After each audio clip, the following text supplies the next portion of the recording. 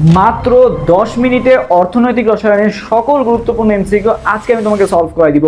So ভিডিওটা মনোযোগ সহকারে দেখবা, অর্থনৈতিক রসায়নে ইনশাআল্লাহ তুমি সকল এমসিকিউ কমন পেয়ে যাবা। তবে ফার্স্ট যে আমাদের এমসিকিউটা সেটা হচ্ছে চামড়ায় কিউরিং এর প্রয়োজনীয়তা কি। তবে কিউরিং আমরা মেইনলি কি কাজ ইউজ করি বলো তো? ব্যাকটেরিয়া, আমাদের চামড়ায় যে ব্যাকটেরিয়া থাকে ব্যাকটেরিয়াগুলো আমাদের তো রিমুভ করতে হবে যখন চামড়া শিল্পে আমরা চামড়াকে প্রক্রিয়াজাতকরণ করব। সো সেই যে চামড়াটা থেকে যে আমরা ব্যাকটেরিয়া রিমুভ করি সেটাকে আমরা কি নাম দিছি বলো তো? কিউরিং। তাহলে ভাইয়া ব্যাকটেরিয়া মুক্ত রাখাকে কি বলা হচ্ছে? কিউরিং বলা হচ্ছে। এবং এই পিডিএফটা তোমাদেরকে আমরা দিয়ে দিব, এখানে কিন্তু খুব ব্যাখ্যা সহকারে দেওয়া আছে খুব ভালো মতো। সো যাদের এই পিডিএফটা লাগবে তারা অবশ্যই কমেন্ট করবা পিডিএফ, তাহলে ইনবক্সে তোমার এই পিডিএফ এর লিংকটা চলে যাবে, খুব সুন্দর মতো ব্যাখ্যা সহকারে তুমি সলভ করতে পারবা। তবে আমরা জানলাম যে কিউরিং কি কাজ ইউজ করে? ব্যাকটেরিয়া মুক্ত রাখার জন্য। সেকেন্ড ভাইয়া জিপসামের সংকেত কি ভাইয়া? জিপসাম। তবে জিপসাম মেইনলি কি কাজ করে বলতো? সিমেন্ট জমাট বাঁধা যে প্রক্রিয়াটা সেটা মন্থর করে, মানে দেরি করে আর কি, ওকে, যাতে সিমেন্টটা ভালো মতো জমাট বাঁধতে পারে। তো ভাই জিপসাম আমরা কি আমরা বলবো? জিপ থাম। জিপ সাম না বলে কি বলবো? জিপ থাম। মানে যে জিপ আছে না গাড়ি জিপ, ওটা কি বলছে? থামতে, মানে কি আস্তে আস্তে যাতে হয় আর কি, ওকে। সো জিপসাম, জিপসামের সংকেত কি ভাইয়া? ক্যালসিয়াম সালফেট আর 2 অনুপানি। এটা মাথায় রাখবা, কয় অনুপানি ভাইয়া? 2 অনুপানি। এটা প্যাচ লাগাবা না একদম, 2 অনুপানি। ক্যালসিয়াম সালফেট আর 2 অনুপানি। এখানে 5 অনু 7 অনু অনেক কিছু থাকতে পারে, তো মনে রাখবা কয় অনুপানি ভাইয়া? 2 অনুপানি, ওকে। আচ্ছা নেক্সট কি ভাবে বলছে? কুকিং লিকার কি? কুকিং লিকার, ঠিক আছে। কুকিং লিকার সংকেত কি? Na2S। কি মনে রাখবা? Na2S প্লাস Na2CO3, এই দুটার মিশ্রণকে আমরা কি বলতেছি? আমরা বলতেছি কুকিং লিকার। চায়না ক্লে সঙ্গে তোমাকে কাজ করছে। চায়না ক্লে, চায়না ক্লে সঙ্গে কি ভাই? Al2O3, 2SiO2, 2H2O। দেখো সবকিছু 2 2, দেখো Al2O3, তার এটা খালি একটা আছে, বাকি দেখো সব 2 2 মনে রাখবা। Al2O3, 2SiO2, 2H2O মনে রাখবা। চায়না, চায়নার কি জিনিসপাতি কি সব 2 নাম্বার না? চায়না জিনিসপাতি ভাই কয় নাম্বার? সব 2 নাম্বার দিয়ে মনে রাখবা যে চায়না ক্লে। তো Al2O3, 2SiO2, 2H2O সবগুলাই কত থাকবে বলো তো? 2 করে থাকবে আর কি, ওকে। তো চায়না ক্লে আমাদের হয়ে গেল। 5 নাম্বার যে কোশ্চেনটা ভাই, চামড়ার মূল রাসায়নিক উপাদান কোনটা? তো চামড়ার মূল রাসায়নিক উপাদান কি বলতো? কোলাজেন। চামড়ার মূল রাসায়নিক উপাদান কি ভাই? মনে রাখবে 2 3 বার বলবো তাহলে মুখস্থ হয়ে যাবে। কোলাজেন, চামড়ার মূল রাসায়নিক পদার্থ কি ভাই? কোলাজেন। এবং কোলাজেন রিলেটেড যত ইনফরমেশন দেওয়া আছে এখানে কিন্তু তোমাদেরকে আমরা দিয়ে দিছি আর কি। সো খুব সহজে ব্যাখ্যাটা পড়ে গেলে তোমার আরো অনেক এমসিকিউ কভার হয়ে যাবে। এরপর ভাইয়া কোন জাতীয় বর্জ্যের জন্য ইটিপি ব্যবহৃত হয়? তো ইটিপির পূর্ণরূপ কি বলতো? ইফ্লুয়েন্ট ট্রিটমেন্ট প্ল্যান্ট, ঠিক আছে। ইফ্লুয়েন্ট ট্রিটমেন্ট প্ল্যান্ট আর কি। তো এটা মেইনলি তরল যে সকল জিনিসপাতি আছে এগুলোর যাতে পরিশুদ্ধকরণের ক্ষেত্রে আমরা কি ইউজ করি? ইটিপি পদ্ধতিটা ইউজ করি। তাহলে ইফ্লুয়েন্ট ট্রিটমেন্ট প্ল্যান্ট এটা কিসের ক্ষেত্রে ইউজ করি ভাইয়া? তরলের ক্ষেত্রে আমরা ইউজ করি। কিসের ক্ষেত্রে ইউজ করি ভাইয়া? তরলের ক্ষেত্রে ইউজ করি, ওকে। আচ্ছা এরপরে আসি ক্রাফট। ক্রাফট পদ্ধতিতে পাউটিতে কুকিং লিকারে কোনটি ব্যবহৃত হয়? কুকিং লিকারে এখানেও সংকেত জানতে চাইছে। তো কুকিং লিকার তো আমরা পড়লাম সোডিয়াম সালফাইড আর কি পড়ছিলাম বলো তো? সোডিয়াম কার্বনেট পড়ছিলাম। তো সোডিয়াম সালফাইড সোডিয়াম কার্বনেট আছে, সাথে একটা কি আছে বলো তো?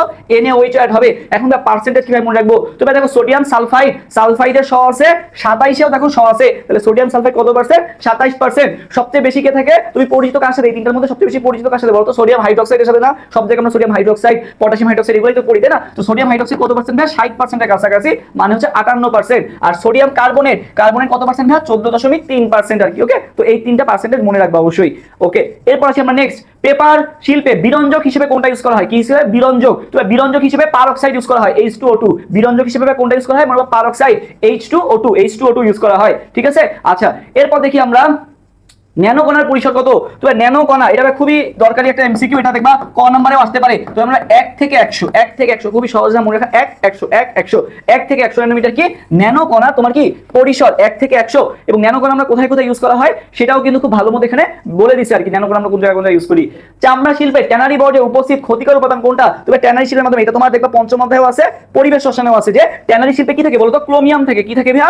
ক্রোমিয়াম থাকে, ঠিক আছে। কি নির্গত হয়? ক্রোমিয়াম নির্গত হয়। দেখো ক্যালকেরিয়াসের দ্রব্য কোনটি? ক্যালকেরিয়াসের দ্রব্য তোমাকে আজ করা হয়েছে। তো ক্যালকেরিয়াস, দেখো ক্যালকেরিয়াসে কি আছে বলো তো? ক্যালসিয়াম। ক্যালসিয়ামের ক আছে না? ক্যালসিয়াম, ক্যালসিয়াম রিলেটেড কিছু একটা হবে। তাহলে ক্যালকেরিয়াস কিসের সংকেত হবে বলো তো? চুনা পাথরের সংকেত হবে। ক্যালকেরিয়াস কিসের সংকেত হবে ভাইয়া? চুনা পাথর বা চুন রিলেটেড। তো দেখো চুন রিলেটেড কি কি আছে ক্যালকেরিয়াসের মধ্যে? কি কি আছে? চুন, চুনা পাথর, মার্বেল, এই সবগুলা কি ক্যালকেরিয়াস। তাহলে ক্যালকেরিয়াস কে? চুন, চুনা পাথর এবং মার্বেল। চুন, চুনা পাথর এবং মার্বেল সবগুলাকে আমরা একসাথে কি বলতেছি বলো তো? ক্যালকেরিয়াস বলতেছি। আচ্ছা এরপর দেখো সিমেন্টের বিভিন্ন ধরনের পরিমাণ দেওয়া আছে, এগুলো লেস ইম্পর্টেন্ট, এগুলো জাস্ট একবার কি করবা? রিডিং দিবা, ওকে। আচ্ছা এবার দেখো ফুলারিন। ফুলারিন কি? কার্বনের একটা বিশেষ রূপভেদকে আমরা কি বলি বলতো? ফুলারিন বলি, বা এটাকে আরেকটা নাম আছে কি বলতো? বাকি বল বলা হয়, কিন্তু বাকি বল বা ফুলারিনও বলা হয়। তবে দেখো এটা সম্পর্কে যে ইনফরমেশনগুলো দেওয়া আছে, কার্বনের একটা রূপভেদ, হ্যাঁ ঠিক আছে, এটা তো কার্বন, এটা একটা কার্বন ন্যানোটিউব, এটাও ঠিক আছে। তারপর ভাই এটা কি উচ্চঘাত সহ, এটাও ঠিক আছে। তাহলে অ্যানসার কোনটা হবে? 1 2 আর 3। ফুলারিন সম্পর্কে আমাদের ইনফরমেশনগুলো বা বৈশিষ্ট্যগুলো কিন্তু ক্লিয়ার হয়ে গেল। এরপর দেখো সো ফুলারিনের কার্বন সংখ্যা কয়টা থাকে এটাও মাথায় রাখবা। C60, ফুলারিনকে কি বলা হয় বলো তো? C60 আর কি, ওকে। আচ্ছা ফুলারিন সম্পর্কে আরো ইনফরমেশন দেওয়া আছে। FGD প্ল্যান্টের মাধ্যমে কোনটি দূর করা যায় না? তবে FGD প্ল্যান্টের মাধ্যমে দেখো কার্বন মনোক্সাইড কিন্তু দূর করা যায় না। কোনটা দূর করা যায় না? কার্বন মনোক্সাইড দূর করা যায় না। কার্বন মনোক্সাইড বাদে সকল এই যে গ্যাসগুলো আছে এগুলো কিন্তু দূর করা যায়। তো কোনটা দূর করা যায় না ভাই? কার্বন মনোক্সাইডটা দূর করা যায় না। আচ্ছা, এরপর আসলে দেখো সেমি কন্ডাক্টর হিসেবে কোন মৌলটি ব্যবহৃত হয়। তবে সেমি কন্ডাক্টর হিসেবে কি ইউজ করা হয় এটা কিন্তু আমরা ট্রিক্সের মাধ্যমে জানি। জি বেআই আসতেছি সাবধানে, ঠিক আছে। Germanium, boron, arsenic, tellurium, silicon আর এসবিতে কি বলতো, এসবিতে হচ্ছে অ্যান্টিমনি। সো এইগুলো সব হচ্ছে আমাদের কি হিসেবে ইউজ করা হয়, তোমার সেমি কন্ডাক্টর রূপে ইউজ করা হয়। সো এখানে কোনটা আছে, জার্মেনিয়াম আছে। ওকে ফাইন, তাহলে অ্যানসার কোনটা হবে, ডি নাম্বারটা। আচ্ছা, এবার আসলে কোনটি কয়লার গুণগত মান বৃদ্ধি করে। তবে কয়লার গুণগত মান বৃদ্ধি করে কে বলতো, কয়লার গুণগত মান বৃদ্ধি করে ফিক্সড কার্বন। ফিক্সড কার্বন হচ্ছে কয়লার গুণগত মান বৃদ্ধি করে, এবং সালফার হচ্ছে কি গুণগত মান কি করে বলতো, কমায় আর কি। ওকে আচ্ছা, তুমি মেইনলি আমাদের এই যে কয়লার মান নির্ধারক কয়টা আছে, 6টা আছে। এই 6টা একটু ভালো মতো পড়ে নিবা, কি কি আছে এই 6টা একটু পড়ে নিবা। ক্যালোরিফিক মান, ছাই, তারপরে কার্বনের সংখ্যা, সো এই 6টা মান অবশ্যই পড়ে নিবা। এবার আসলে ইটিপি কি বললাম, ইফ্লুয়েন্ট ট্রিটমেন্ট প্ল্যান্ট, এটা কিসের ক্ষেত্রে ইউজ করা হয়েছিল বলতো, এটা হচ্ছে শিল্প বর্জ্য পরিশোধনের ক্ষেত্রে এবং তরলের ক্ষেত্রে মেইনলি ইউজ করা হয়। ওকে ফাইন, কোনটিকে মিল্ক অফ লাইম বলা হয় ভাই। মিল্ক অফ লাইমের সংকেত 5 অধ্যায় থেকে অর্থনৈতিক রসায়ন থেকে যদি একটা এমসিকিউ আসে সেটা কি আসবে বলতো, এই সংকেত রিলেটেড এমসিকিউ গুলো আসবে। যে এই যে কুকিং লিকারের সংকেত কি, মিল্ক অফ লাইম কাকে বলা হচ্ছে, ক্যালসিয়াম হাইড্রোক্সাইডকে আমাদের কি বলা হচ্ছে বলতো, milk of lime. Calcium hydroxide কি হচ্ছে, মিল্ক অফ লাইম। ওকে, পাল্পের নিরঞ্জক পদার্থ কোনটি, পাল্পের নিরঞ্জক পদার্থ কোনটি ভাই, আগে মনে রাখবা এই যে CaOCl * Cl পাল্পের নিরঞ্জক পদার্থ হিসেবে ইউজ করা হয়। নলকূপের পানির আর্সেনিক অপসারণ করতে পারে নিচের কোন কণাটি ভাই, আর্সেনিক আয়রন। মনে রাখবা আর্সেনিক অপসারণে কি লাগে, আয়রন লাগে। মনে রাখবা যে নলকূপের পানিতে অনেক সময় কি পাওয়া যায়, আয়রন পাওয়া যায় না, ওই আয়রন দিয়ে মনে রাখবা যে আর্সেনিক অপসারণ করতে কাকে লাগে, আয়রনকে লাগে, আয়রন অক্সাইড আর কি। ওকে আচ্ছা, কোন উপাদানটির কারণে সিমেন্ট জমাট বাঁধা ধীরে ধীরে ঘটে, আগেই বলছি জিপসাম। তবে জিপসামের সংকেত কি, ক্যালসিয়াম সালফেট আর 2 অণু পানি। তাহলে অ্যানসার হবে এ নাম্বারটা। নিচের কোনটির ক্ষেত্রে প্রাকৃতিক গ্যাস বেশি ব্যবহৃত হয়, তবে প্রাকৃতিক গ্যাস বেশি ব্যবহৃত হয় ব কিসের ক্ষেত্রে, বিদ্যুৎ উৎপাদনের ক্ষেত্রে। বেশিতে ব আছে, ব্যবহৃততেও ব আছে, বিদ্যুৎ উৎপাদনেও কি আছে বলতো, ব আছে। তাহলে বেশি ব্যবহৃত হয় কোন ক্ষেত্রে, বিদ্যুৎ উৎপাদনের ক্ষেত্রে বেশি ব্যবহৃত হয়। সারা বিশ্বের সর্বোচ্চ ব্যবহৃত সিমেন্ট কোনটা বলতো, কোন সিমেন্ট সবচেয়ে বেশি ব্যবহৃত হয়, পোর্টল্যান্ড সিমেন্ট। বুঝছো, পোর্টল্যান্ড সিমেন্ট। মনে রাখবা সিমেন্ট কি করে বলতো, বিভিন্ন পোর্টে পাঠানো হয় না, সিমেন্ট রপ্তানি করা হয় কিসের মাধ্যমে, পোর্টের মাধ্যমে। এই জন্য মনে রাখবা যে সর্বাধিক ব্যবহৃত সিমেন্ট কোনটা ভাইয়া, পোর্টল্যান্ড সিমেন্ট। আচ্ছা, সিএনজি স্টেশনে ব্যবহৃত প্রাকৃতিক গ্যাসে মিথেনের পরিমাণ কত। তুমি দেখো মিথেনের সংকেত কি বলতো, মিথেনের সংকেত কি ভাইয়া, CH4। এই তো ভাইয়া 4, তাহলে তুমি 100 দিয়ে 4 বাদ দাও, তাহলে কত থাকে, 96% থাকে। তাহলে ভাইয়া প্রাকৃতিক গ্যাসে মিথেনের পরিমাণ কত, 96%। মনে রাখবা CH4 4 আছে, 100 দিয়ে আমি 4 বাদ দিই, তাহলে কত পাবো, 96% পাবো আর কি। ওকে আচ্ছা, কোনটি পোর্টল্যান্ড সিমেন্টের প্রধান উপাদান। তবে পোর্টল্যান্ড সিমেন্টের প্রধান উপাদান কোনটা ভাইয়া, এই যে CaO SiO2 Al2O3। এটা অবশ্যই মাথায় রাখবা, দুইবার লিখবা তাহলে হয়ে যাবে। পোর্টল্যান্ড সিমেন্টের রাসায়নিক উপাদান CaO SiO2 Al2O3। ওকে আচ্ছা, নিম্নমানের কয়লা কোনটা ভাইয়া, এটা মনে রাখবা PLBA, পালবা দিয়ে আমি মনে রাখতাম PLBA। ফার্স্টে কি বলতো, পিট কয়লা, তারপর লিগনাইট কয়লা, বিটুমিনাস কয়লা, অ্যান্থ্রাসাইট কয়লা। কি সবচেয়ে উন্নত কোনটা, অ্যান্থ্রাসাইট। আর সবচেয়ে কমকে মানে খারাপকে সেটা হচ্ছে পিট কয়লা। পালবা দিয়ে মনে রাখবা কি। ওকে আচ্ছা, তাহলে ভাইয়া বলছে নিম্নমানের কয়লা কোনটা, ভাই পিট কয়লা হচ্ছে নিম্নমানের কয়লা। ওকে আচ্ছা, তো পালবা দিয়ে মনে রাখলাম, PLBA পালবা। সবাই কমেন্ট করবা পালবা।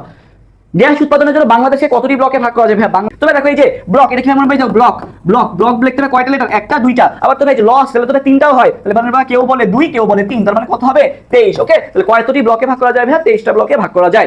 সানস্ক্রিন লোশন তৈরিতে ভাই কোন ন্যানো পার্টিকেল ব্যবহৃত হয়। সানস্ক্রিন লোশনে দুইটা জিনিস ইউজ করা হয়, একটা হচ্ছে জিঙ্ক অক্সাইড আর একটা হচ্ছে টাইটানিয়াম অক্সাইড। জিঙ্ক অক্সাইড আর টাইটানিয়াম অক্সাইড ইউজ করা হয় কোথায় ভাই, সানস্ক্রিন লোশনে ইউজ করা হয় জিঙ্ক অক্সাইড আর টাইটানিয়াম অক্সাইড। তাহলে অ্যানসার কোনটা হবে, বি নাম্বারটা, জিঙ্ক অক্সাইড। 1 ন্যানোমিটার সমান কত, তবে 1 ন্যানোমিটার সমান হচ্ছে 10⁻⁷ সেন্টিমিটার, আর মিটারে বলে 10⁻⁹ মিটার আর কি। ওকে, তাহলে 1 ন্যানোমিটার। তাহলে অ্যানসার কোনটা হবে, দেখো 1 ন্যানোমিটার সমান কত, সেন্টিমিটার দেওয়া আছে, মিটারে দেওয়া নাই কিন্তু, ঠিক আছে। মিটারে 10⁻⁹ দাও, মাইনাস হবে। সো কত হবে, 10⁻⁷ সেন্টিমিটার আর কি। ওকে, কয়লার সর্বাপেক্ষা বেশি ক্ষতিকারক উপাদান কোনটা, সবচেয়ে বেশি ক্ষতিকারক উপাদান কোনটা বলতো, বলছি আগেই যে সালফার। ঠিক আছে, সালফার কয়লার মান কি করে বলতো, হ্রাস করে, কার্বন হচ্ছে মান বৃদ্ধি করে। তবে এই সালফারের কারণে কিন্তু আবার একটা জিনিস হয়, সেটা কি বলতো, অ্যাসিড বৃষ্টি হয়। এই সালফারের কারণে মেইনলি কি হয় বলতো, অ্যাসিড বৃষ্টি। তোমরা ব্যাখ্যাগুলো পড়ে দেখবে যে অ্যাসিড বৃষ্টির জন্য কে দায়ী, এই সালফারটা কিন্তু দায়ী অ্যাসিড বৃষ্টির জন্য। পৃথিবীর ভূত্বকে সবচেয়ে বেশি পরিমাণে কোনটা পাওয়া যায়, মেডিকেল আশা করছেন, খুবই গুরুত্বপূর্ণ ভাই। আমরা অ্যালুমিনিয়াম পাওয়া যায়, সবচেয়ে বেশি পাওয়া যায় কোনটা, অ্যালুমিনিয়াম। লেন্স তৈরিতে কোন ধরনের কাঁচ ইউজ করা হয় ভাইয়া, চশমা লেন্স তৈরিতে 2 ধরনের কাঁচ ইউজ করা হয়, মনে রাখবে। একটা হচ্ছে কি বলতো, তোমার হচ্ছে ক্রুক্স গ্লাস আর হচ্ছে ফ্লিন গ্লাস। ক্রুক্স গ্লাস আর ফ্লিন গ্লাস। চশমার গ্লাস তৈরিতে কয়টা গ্লাস ইউজ করা হয়, চশমা লেন্স তৈরিতে কয়টা গ্লাস ইউজ করা হয়, দুইটা। একটা হচ্ছে ক্রুক্স গ্লাস আর একটা হচ্ছে কি গ্লাস বলতো, ফ্লিন গ্লাস। তবে কোনটা কোন ক্ষেত্রে ইউজ করা হয় সেটাও তোমাকে জানতে হবে। তো ক্রুক্স গ্লাস ভাই মনে রাখবা, এটা হচ্ছে তোমার ইউভি রশ্মি প্রতিরোধক হচ্ছে কোনটা, ক্রুক্স গ্লাস। আর ফ্লিন গ্লাস কেন ইউজ করা হয়, স্বচ্ছ হওয়ায় এটা ব্যবহার করা হয়। তাহলে ক্রুক্স গ্লাস আর ফ্লিন গ্লাস চশমা লেন্স তৈরিতে ব্যবহার করা হচ্ছে। আচ্ছা, অপটিক্যাল ফাইবারের প্রধান উপাদান কি ভাই, SiO2 হচ্ছে অপটিক্যাল ফাইবারের প্রধান উপাদান, SiO2। ঠিক আছে, সিলিকন ডাইঅক্সাইড। আচ্ছা, এরপর দেখো অপটিক্যাল ফাইবারের আমার উপাদান গেল। বাংলাদেশে প্রাপ্ত প্রাকৃতিক গ্যাসের কত শতাংশ বিদ্যুৎ উৎপাদনে ব্যবহৃত হয়, এই যে পার্সেন্টেজ বলছি আমরা উৎপাদনে সবচেয়ে বেশি ব্যবহৃত হয় কি প্রাকৃতিক গ্যাস কোথায় বিদ্যুৎ উৎপাদনে সেটার পার্সেন্টেজ কত 55% 55% কত পার্সেন্ট ভাইয়া 55%।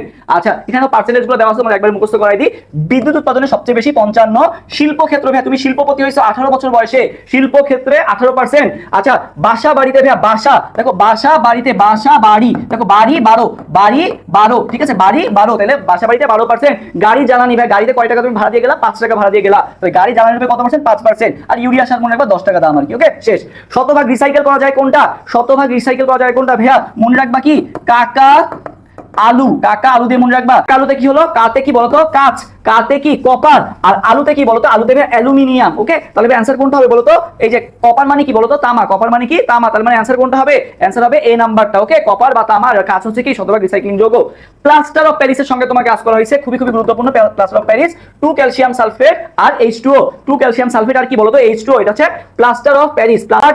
ওয়াটার গ্যাসের সংকেতটা খুবই গুরুত্বপূর্ণ ওয়াটার গ্যাসের সংকেতটা কি হবে CO প্লাস H2 এটা হচ্ছে কিসের সংকেত ভাইয়া ওয়াটার গ্যাসের সংকেত CO প্লাস H2 তোমাকে বাকিগুলো সংকেত আমি শিখাই দিচ্ছি দেখো ওয়াটার গ্যাসের ভাই আরেকটা নাম কি ভাই ওয়াটার গ্যাসের আরেকটা নাম হচ্ছে ভাই blue gas CO plus H2 এটা হচ্ছে ওয়াটার গ্যাসের সংকেত। এবার আসে কি ভাই সংশ্লেষ গ্যাস ভাই CO প্লাস 3H2 বেশি কিছু সংশ্লেষ হবে তো এইজন্য কয়টা হাইড্রোজেন লাগবে ভাই 3টা হাইড্রোজেন লাগবে।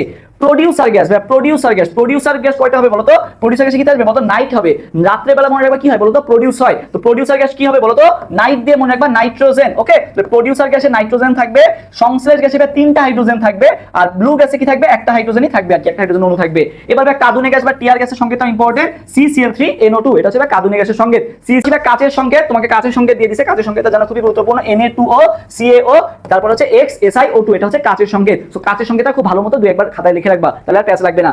নিচের কোনটি কাচ উৎপাদনের সাথে জড়িত ভাই কাচ উৎপাদনের সাথে জড়িত কি বলতো মেল্টিং শেপিং অ্যানিলিং এই টার্মগুলো যদি দেখতে পাও এগুলো সব কিসের সাথে জড়িত কাচের সাথে জড়িত কি মেল্টিং শেপিং আর অ্যানিলিং ওকে। আচ্ছা তারপরে ভাইয়া ফেলসপারের সংকেত তোমাকে কাজ করা হয়েছে ফেলসপারের সংকেত কি ভাইয়া K2O Al2O3 6SiO2 এটা কিসের সংকেত ভাইয়া ফেলসপারের সংকেত কি হলো ভাইয়া K2O Al2O3 6SiO2 ওকে।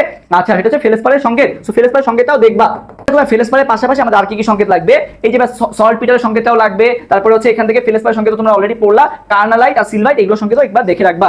নিম্নের কোন অ্যাসিডটি কাচকে ক্ষয় করে ভাইয়া মনে রাখবা HF ভাইয়া কাচে যেহেতু ক্ষয় করে এটা আমরা ডিজাইনে ইউজ করি কাচকে ডিজাইন করতে আমরা ইউজ করি কাচকে ক্ষয় করে ডিজাইনের ক্ষেত্রে আমরা HF টা ইউজ করি আর কি ওকে। সো দেখো তো আমাদের গুরুত্বপূর্ণ সকল এমসিকিউ খুব ইজিলি সলভ হয়ে গেল না ইনশাআল্লাহ নেক্সটে আরো ক্লাস আসবে তো সবাই আমাদের অ্যাডমিশন ওয়ারিয়র্স ইউটিউব চ্যানেল এবং ফেসবুক পেজটা ফলো দিয়ে রাখবা যাতে তুমি সকল আপডেট ইনফরমেশন পেয়ে যাও এন্ড এরকম নিয়মিত ক্লাস পেতে থাকো। সবার জন্য শুভকামনা আল্লাহ হাফেজ আসসালামু আলাইকুম।